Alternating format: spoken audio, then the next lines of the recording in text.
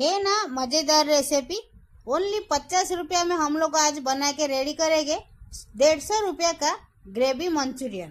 तो चलिए, आप मार्केट में जाते हैं तो पत्ता गोभी का पकौड़ा खाते 40 रुपया प्लेट देके, आज घर पे बना देंगे वही 50 रुपया लेके 150 रुपया का मंचूरियन बनाएंगे और ये उसको ग्रेवी भी बना देंगे। घर पे खुशी खुशी सब लोग खाएंगे, बच्चे खाएंगे, बूढ़े खाएंगे और जवान भी खाएंगे।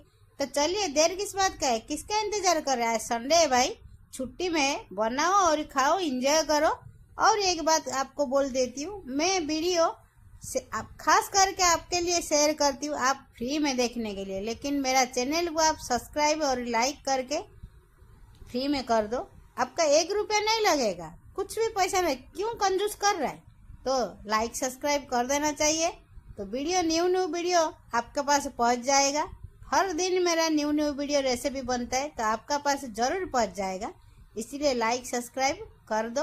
और ये बना के आज संडे है, इंजॉय करो, खाओ और मस्त में रहो, स्वस्थ में रहो। Healthy gravy, veg gravy Manchurian.